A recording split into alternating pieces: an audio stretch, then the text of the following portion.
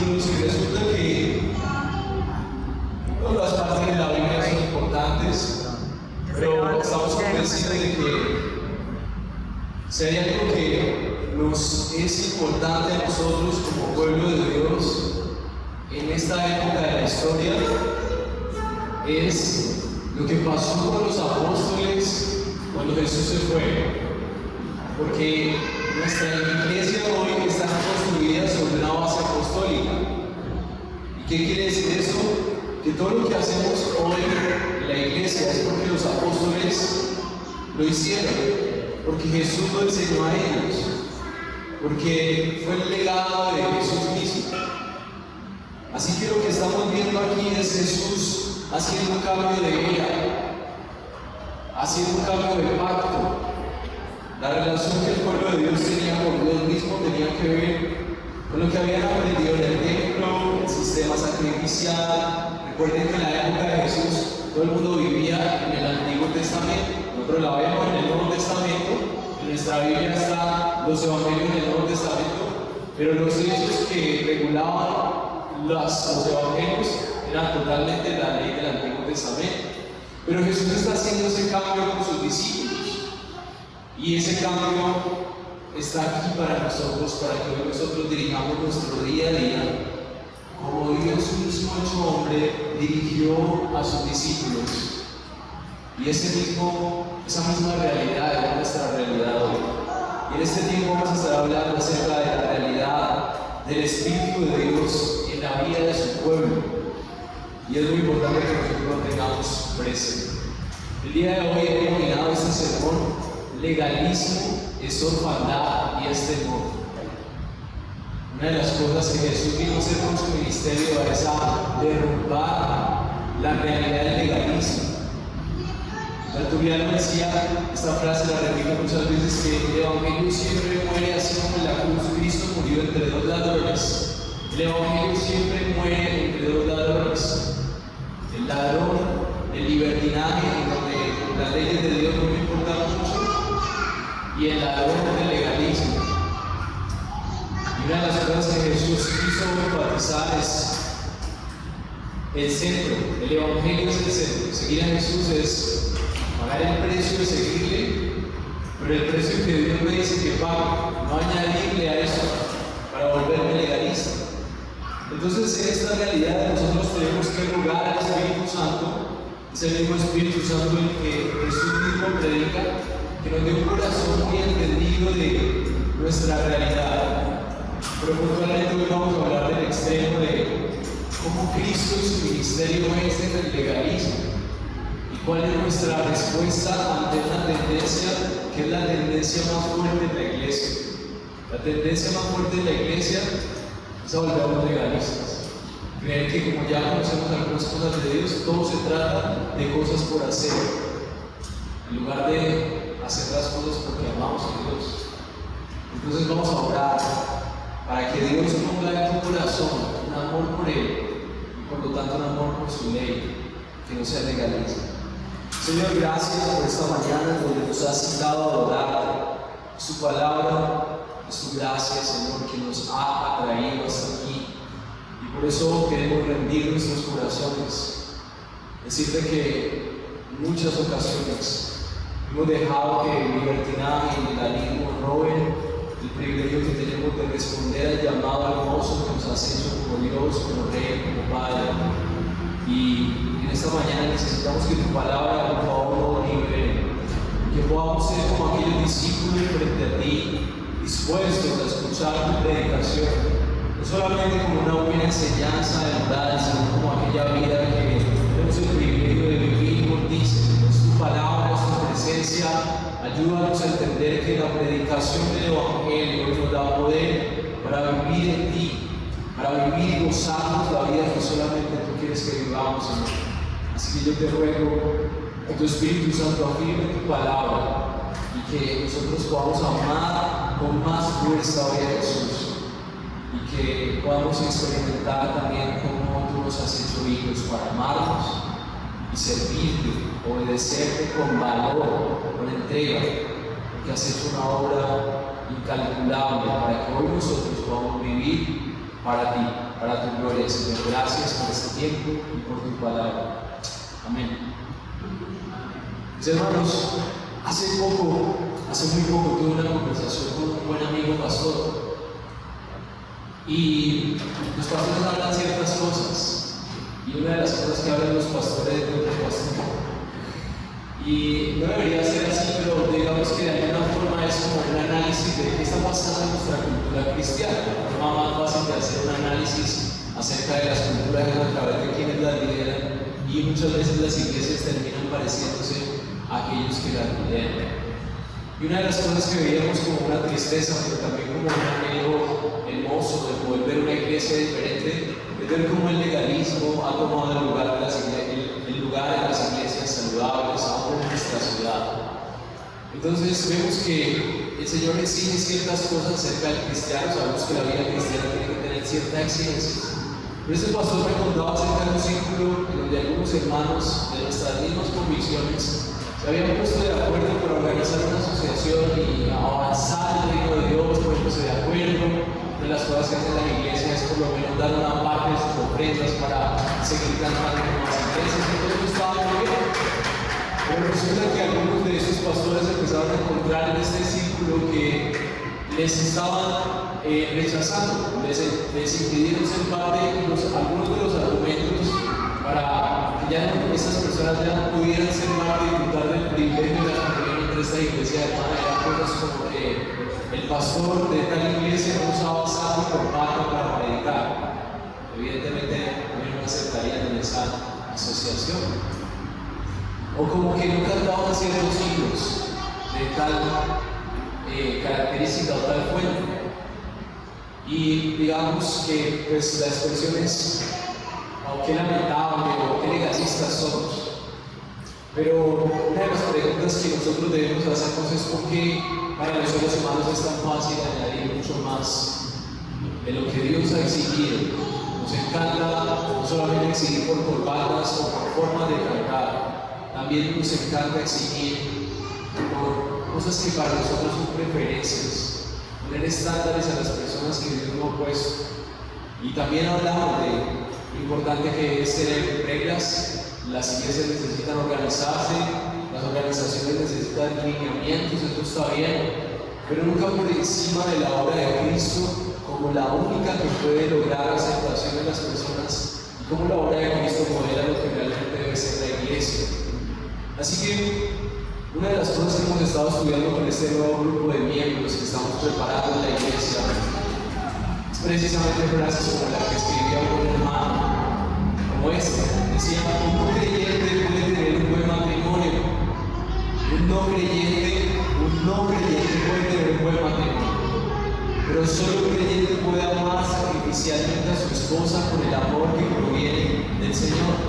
Un no creyente puede ser positivo con respecto a las cosas malas que vive, pero solamente un creyente puede sentirse gozoso en medio de cualquiera que sea sus circunstancias.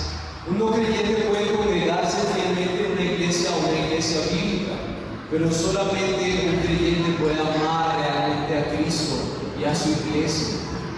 Así que por eso la iglesia puede todo el tiempo y debe estar orando fielmente para evaluar dónde realmente hay una fe genuina. Y es precisamente aquí a donde está apuntando Jesús con sus discípulos.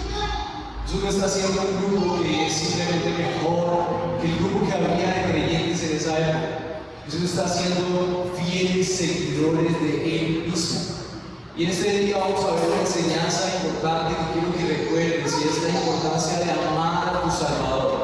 ¿Por qué es tan importante que nosotros hablemos de legalismo y hablemos precisamente del amor al Señor? Bueno, en este texto Jesús nos muestra que la salvación del legalismo, la salvación de tu vida del legalismo, lo que te impide a ti convertirte en un legalista fanático o en una persona libertina que olvida la ley de Dios, no es más que amar a tu Salvador. Así que si hay algo que hoy quiero que recuerdes es que ames a tu Salvador, porque su Espíritu te ha hecho su Hijo y por lo tanto debes servirle y obedecerle con valor. Ama a tu Salvador, su Espíritu te ha hecho su Hijo, por lo tanto sírvele y obedécele con valor. Nosotros no estamos siguiendo un sistema de creencias, no estamos siguiendo un pastor, no estamos siguiendo multitudes, no estamos siguiendo al Rey de Reyes que tomó un cuerpo humano para venir a buscarnos en nuestro pecado. Así que durante este tiempo vamos a estar meditando en 3 puntos importantes. Y el primero será 2 marcas de aquel que ama a su Salvador. Así que solamente vamos a estar hablando de lo opuesto al legalismo. Así que podemos ver que lo que está queriendo Jesús para que este nuevo grupo, este nuevo tiempo de la iglesia esté marcado por gente que le ama, y eso va a ser su salvación. De terminar siendo igual a los fariseos, a los religiosos o a aquellos libertinos. Así que el primer punto vamos a ver 2 marcas de aquel que ama a su Salvador, y lo vamos a ver del versículo 15 al 20. El segundo punto será la manifestación de Dios en los que le aman. No se trata de cumplir reglas, pero tampoco se trata de un Dios que solo complace. La única manera de disfrutar y de vivir el cristianismo es entender que somos hijos, pero para ser hijos necesitamos arrepentirnos de vivir como huérfanos. Vivir como huérfanos es que yo soy el Señor de mi vida. Vivir como huérfanos es que yo soy el que gobierna mis asuntos. Vivir como huérfanos es que no entiendo que hay un Padre que he ofendido durante toda mi vida. Necesito arrepentirme.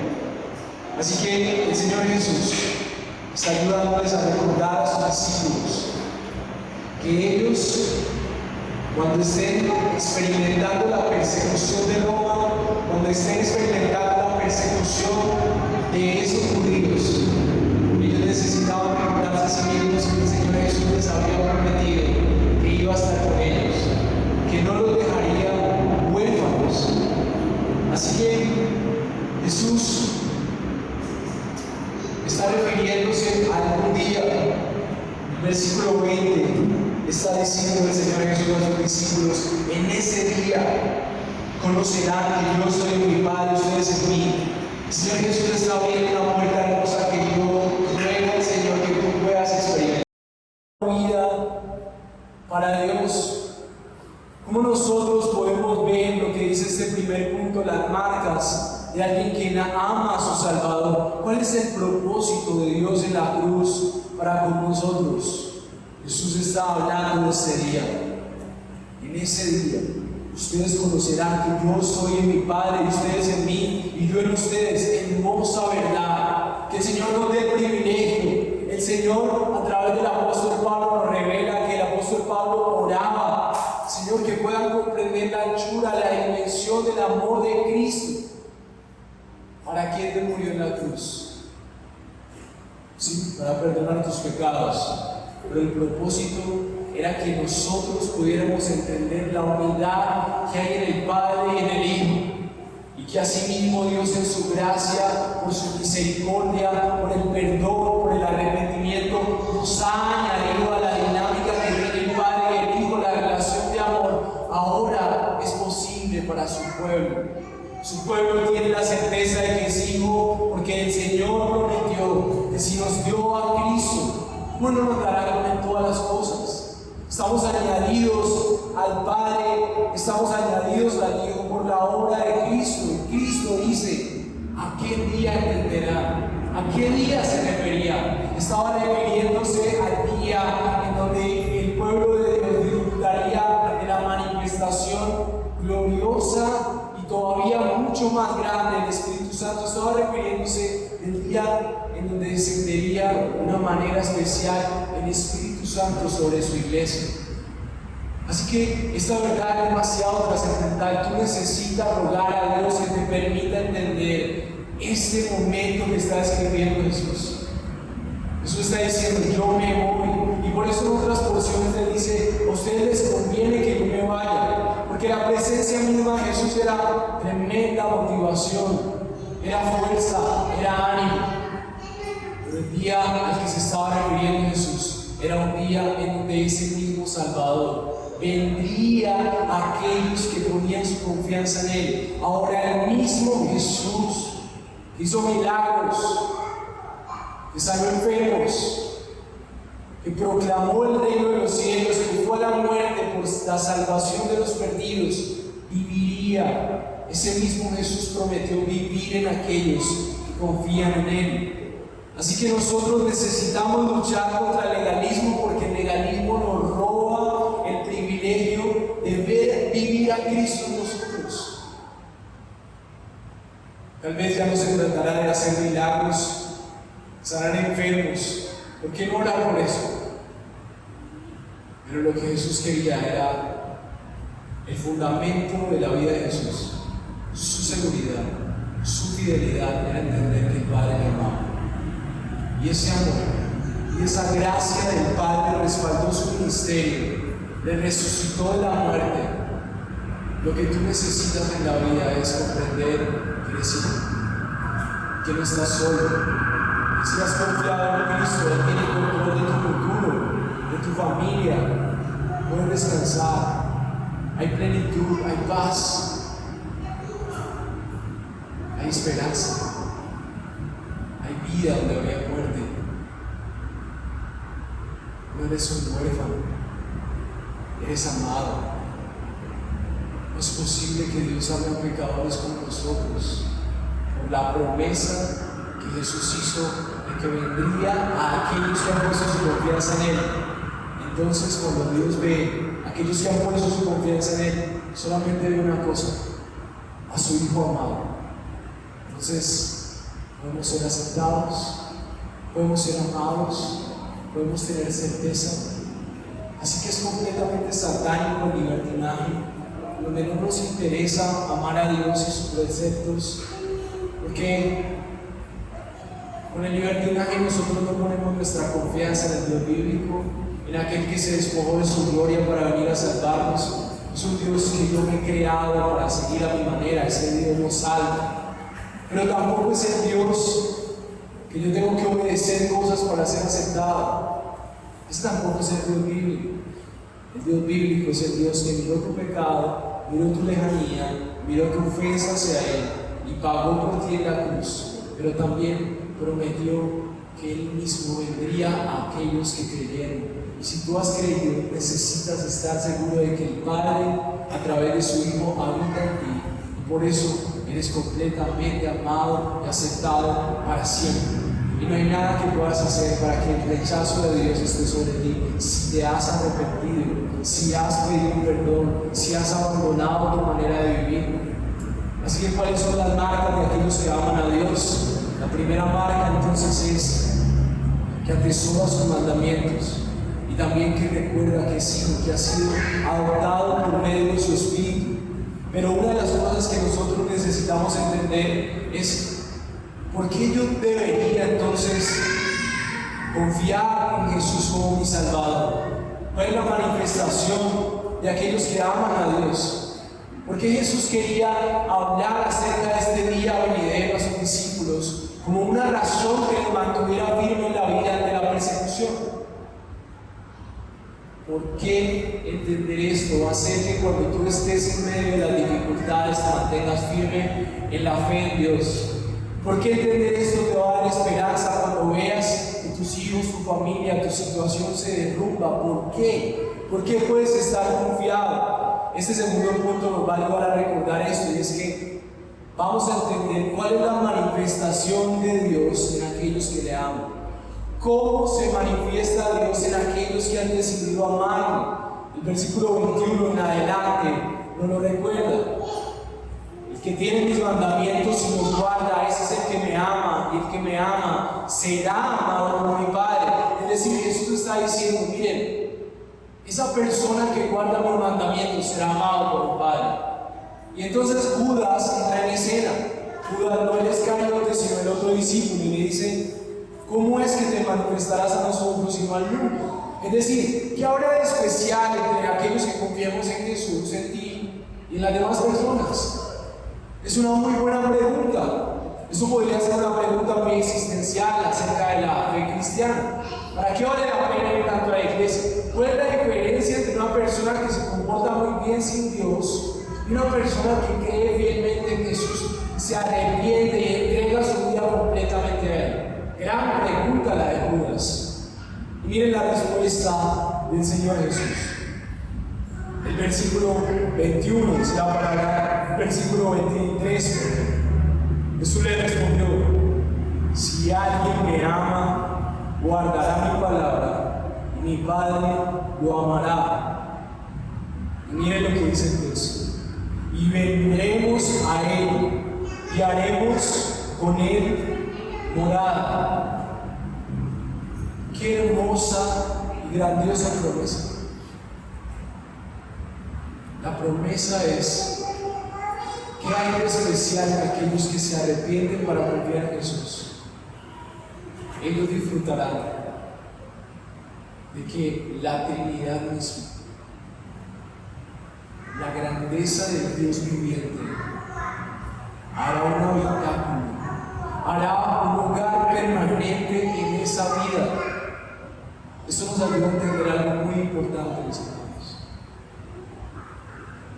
Jesús está diciéndoles a los discípulos, es como si les dijera: imagínense esto, a ustedes los van a perseguir, los van a matar, les van a quitar sus casas, van a abusar de ustedes.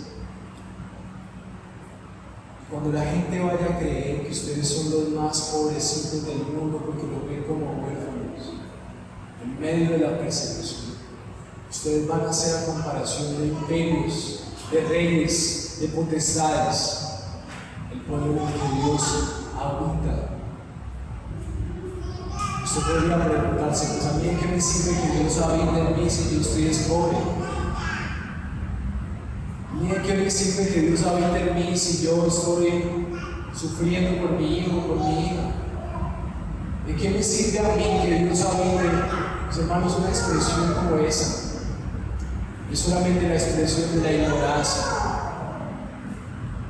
Los cristianos necesitamos recordar tener mayor privilegio, que la presencia misma llene nuestras vidas. Si Dios está, aquel que tiene a Dios como Padre no carece de nada.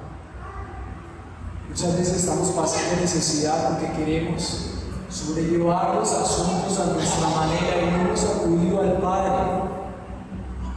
Necesitamos recordar que en Él está todo lo que necesitamos y que la promesa que Jesucristo hace a sus discípulos de que hará una morada en aquellos que guarden sus mandamientos porque saben que tienen un Padre, es lo mejor que nosotros podemos tener como garantía. ¿Por qué te sientes solo? Porque has olvidado que el Padre está contigo. Porque siempre estás queriendo tener todo bajo control. Porque se te ha olvidado que Dios es un Dios soberano que controla todos los asuntos. Porque todo está en tanto desorden. Porque se te ha olvidado confiar en aquel que puede guiarte. Porque sucumbes ante el placer. Porque se te ha olvidado que el verdadero placer es disfrutar del amor del Padre. Todo lo tienes en el Padre. Y la mayor promesa está en saber que somos sus hijos. ¿Cuál es la bendición entonces de ser cristiano? ¿Cuál es la mayor bendición? Jesús está dejando claro que su presencia no está en todos. Su presencia no está en todas las personas, en todos los humanos. Las personas tendrán poder, las personas podrán tener influencia, trabajo, podrán tener amores, aún podrán tener familias bonitas. Las personas podrán tener influencia, poder, inteligencia, ciencia, pero sin la presencia de Dios están condenados y perdidos, porque Dios es el único dador de la verdadera vida. Jesús está recordando a sus discípulos en medio de la crisis: recuerden, yo soy su Padre y es todo lo que necesitan.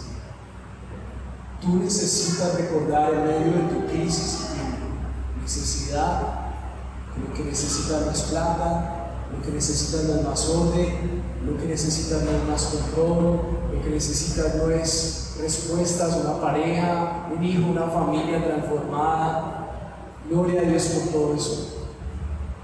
Lo que necesitas es entender la dimensión del amor del Padre para ti. Y en ese momento estarás pleno, en ese momento estarás seguro, en ese momento estarás satisfecho. Los maestros judíos decían que la presencia de Dios descendía en aquellos que entendían y estudiaban la ley. Pero Jesús está abriendo una nueva posibilidad. Está diciendo a aquellos que me aman, aquellos que me aman, me obedecen y guardan mis palabras, yo estaré en ellos, yo haré una morada en ellos. ¿Se imaginan los beneficios de que Dios habite en nuestras vidas? Si Dios es la fuente del amor, entonces ¿cómo estarán nuestros matrimonios? Si Dios es la fuente de la vida, entonces ¿cómo se sentirá la vida si yo soy consciente? Dios habita en mí. Todo lo que ha sido creado, lo cual deseo y que creo que va a ser mi felicidad, proviene de Él, pero ya le tengo a Él. Puedo ser hoy feliz, soy pleno. Así la gente me vea como un huérfano, como un pobre y un desesperanzado. No, es verdad, Él es mi Padre, tengo todo lo que necesito en su morada, en su presencia, en su verdad. La verdad es que Dios es la fuente de todas las cosas. Y entonces yo necesito preguntarme cómo se ve en la práctica tener al Espíritu de Dios morando en mi vida. Quiero preguntarte, ¿en qué momento tú pierdes la paz? Si pierdes la paz cuando ya no hay dinero, es porque crees que eres huérfano. ¿Qué será en el futuro? ¿Acaso papá no sabe lo que necesitas? Jesús está diciendo a los discípulos, tienen un papá. Cuando no llega ese esposo y esa esposa, me voy a quedar solo, nunca tendré. ¿Acaso papá no te ama y no sabe qué es lo mejor para ti?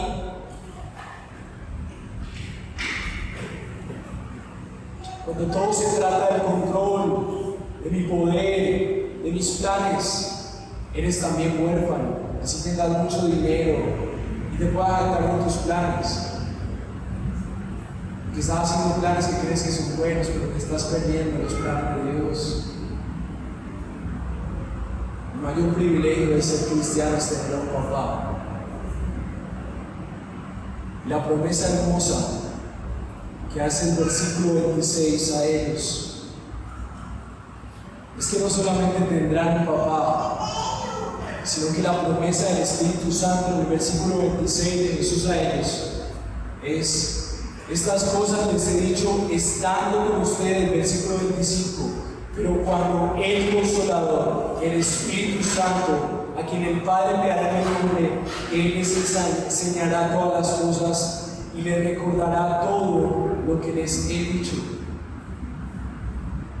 El Señor Jesús está diciendo que el Espíritu Santo tendrá una función.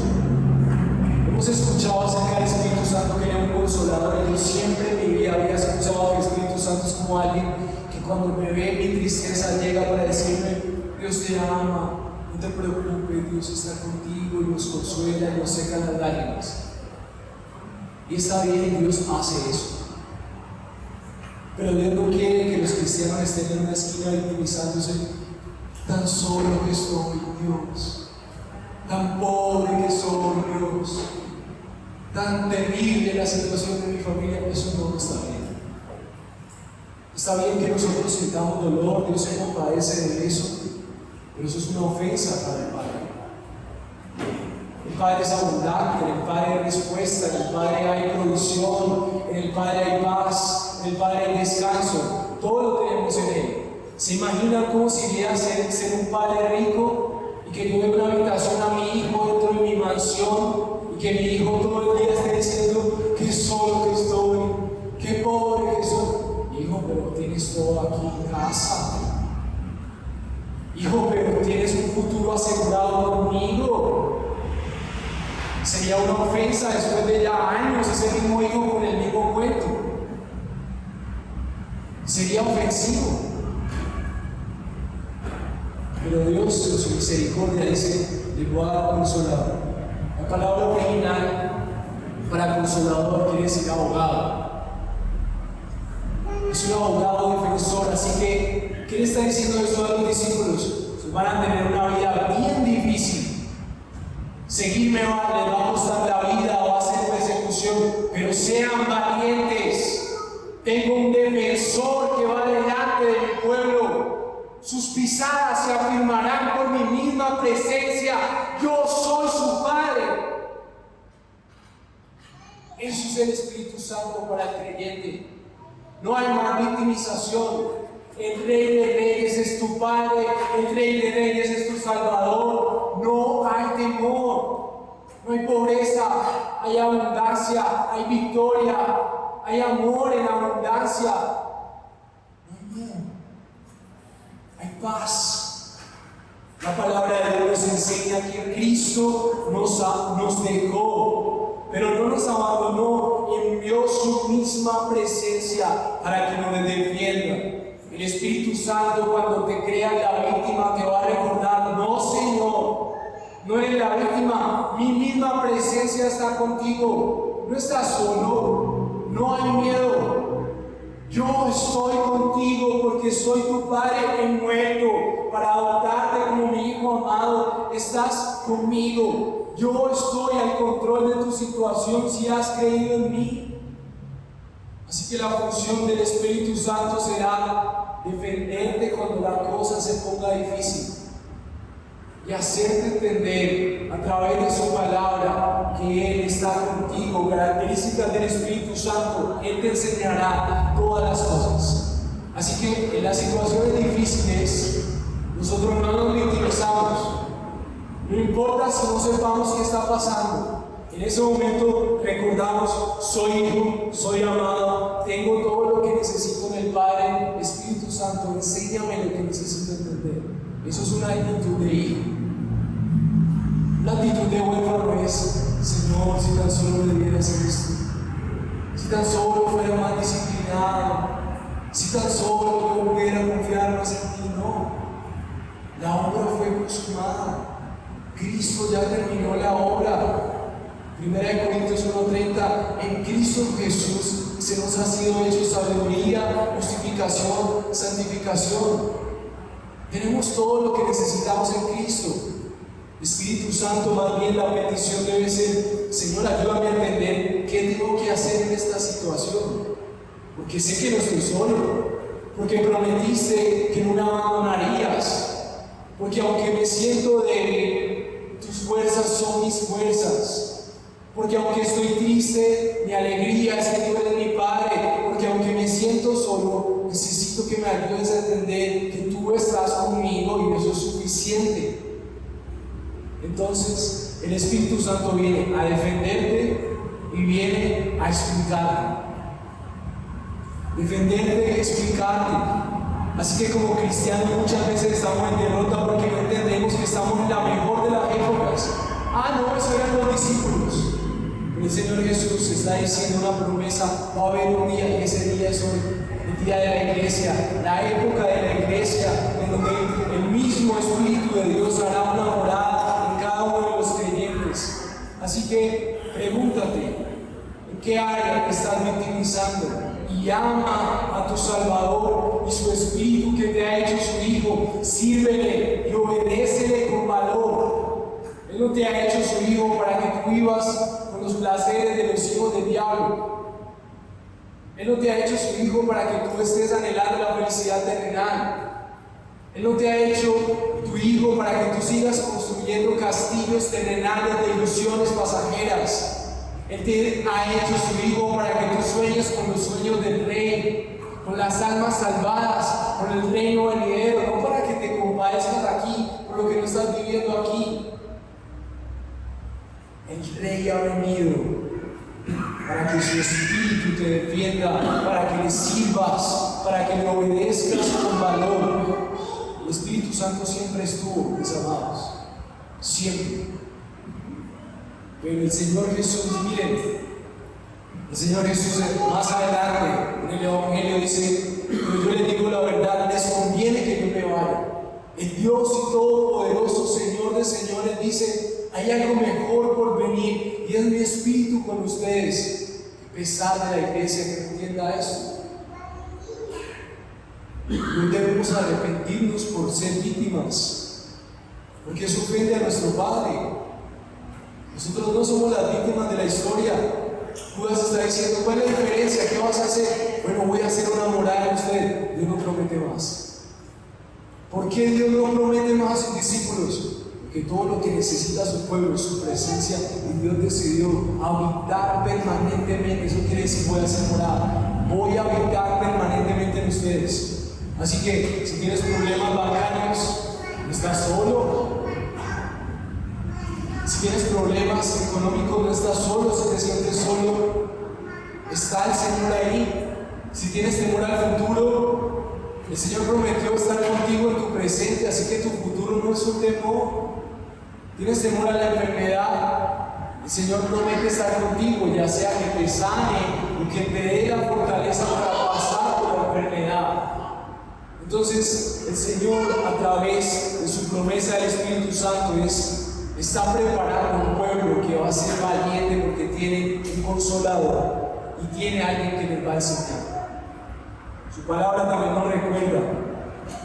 Miren lo que dice el versículo 26: Él les enseñará todas las cosas y les recordará todo lo que les he dicho.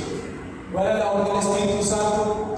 Defendernos en medio de un mundo hostil y recordarnos todo lo que Jesús ya dijo. Jesús ya dijo todo lo que necesitaba saber de esta vida.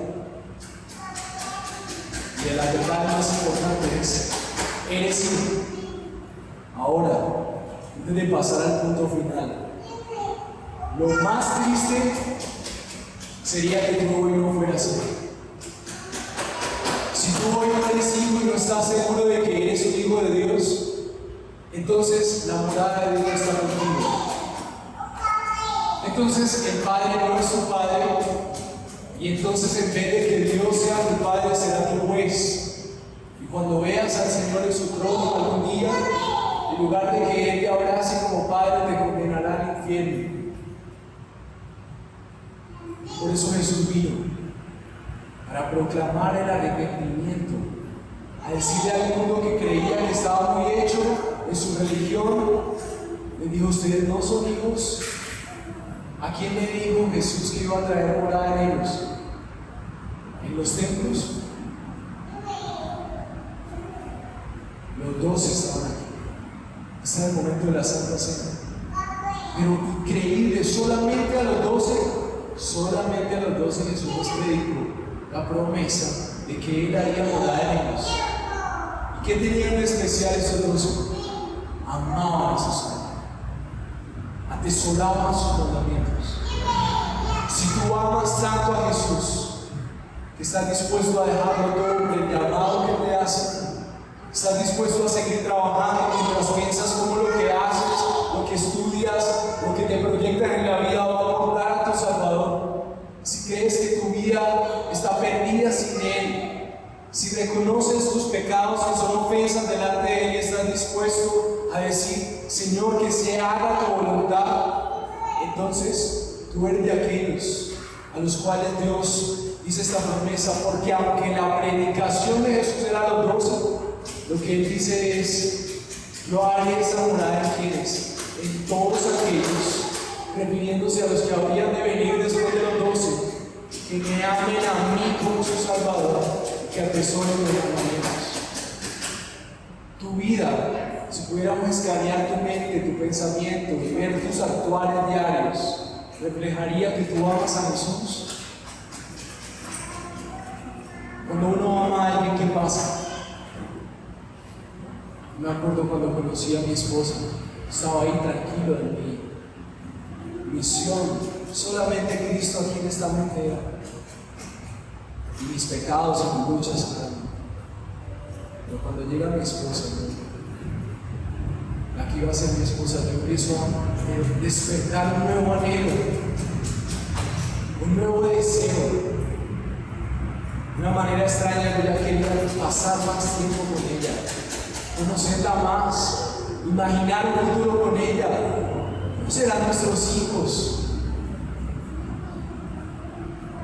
¿Qué vamos a hacer? ¿De qué manera la voy a cultivar? Pues hermanos, nosotros no podemos decir que amamos a Jesús si ni siquiera queremos pasar tiempo con Él. Es así de sencillo. Si yo no quiero pasar tiempo con Jesús, si yo no paso tiempo con Jesús todas las semanas, si no tengo tiempo para orar, si a mí me da igual si me congrego o no, si yo nunca me proyecto con Dios, ¿cuáles son tus planes? Yo quiero ser parte de tus planes, que tus planes sean los míos. Ven, Señor, ayúdame a establecer tu reino. Si yo nunca pienso así, probablemente yo no amo a Jesús. Y tal vez no eres hijo. Y tienes que decirte hoy la verdad. Porque si tú no eres hijo, la morada de Dios no estará contigo. Y tu morada eterna será el infierno. Y es un mensaje duro. Pero la buena noticia es que Jesús viene antes de que tú nacieras. Y dice, es como si Él dijera, yo quiero que mi morada esté contigo, yo quiero que disfrutes de los beneficios de mi presencia en tu vida. Ámame a mí, más que todas las cosas. Atesora mis mandamientos. Y entonces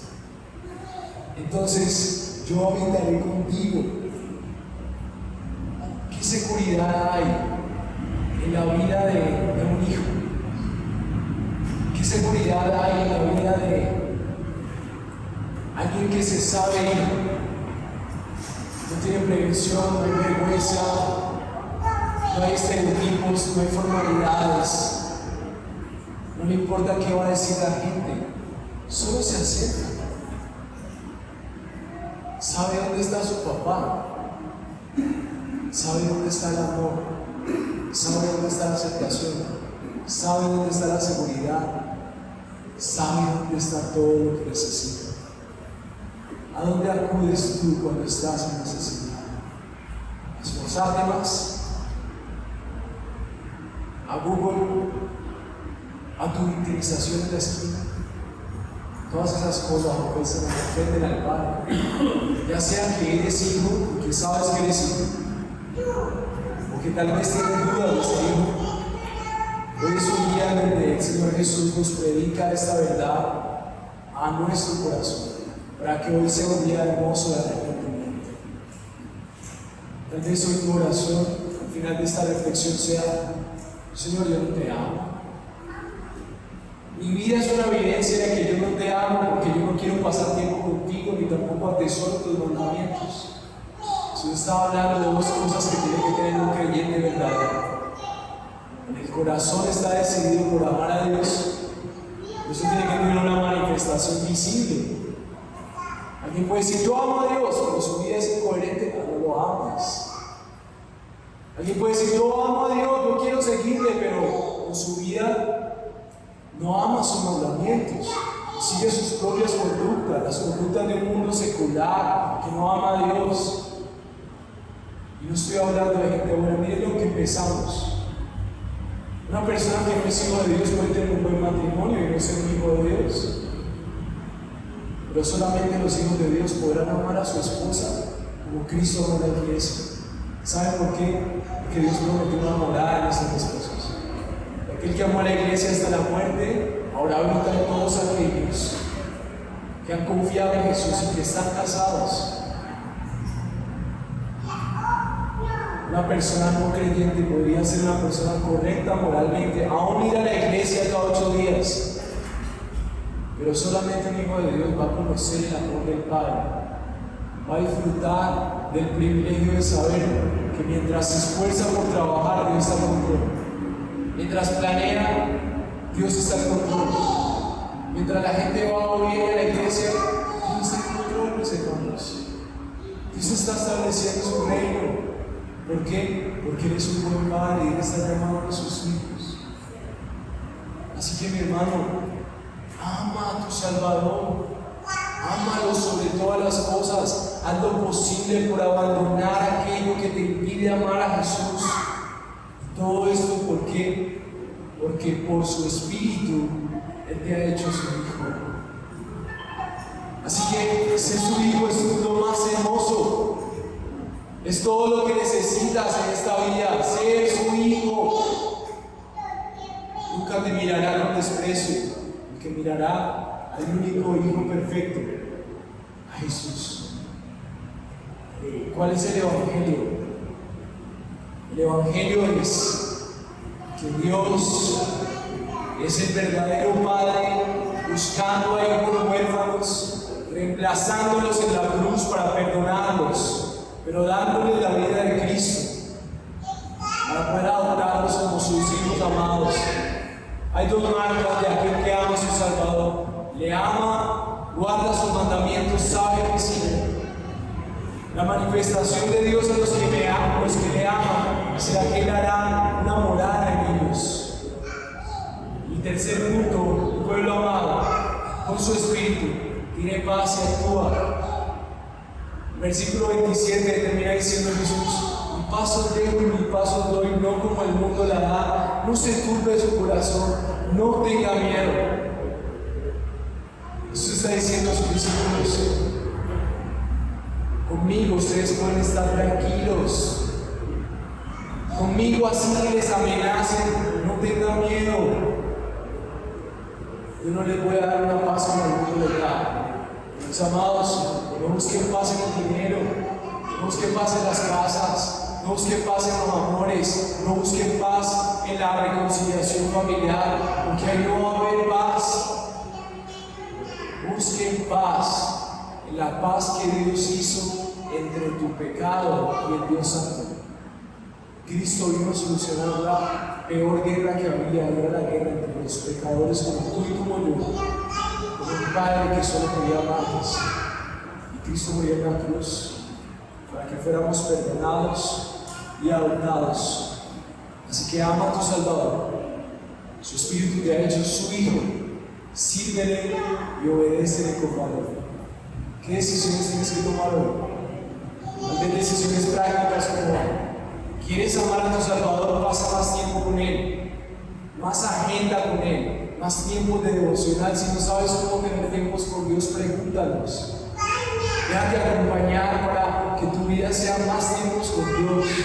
Entérate de su palabra, ven más a la iglesia, sé enseñado de manera personal para saber de qué forma tienes que obedecer a Dios puntualmente en tu vida. Y sobre todas las cosas, disfruta de un Padre que ha decidido venir a adoptarte, para amarte, para hacer una morada en ti, para que tú también puedas amar. Estamos seguros de que tenemos un buen Padre, que el legalismo no nos robe el privilegio de ser hijos. Oremos.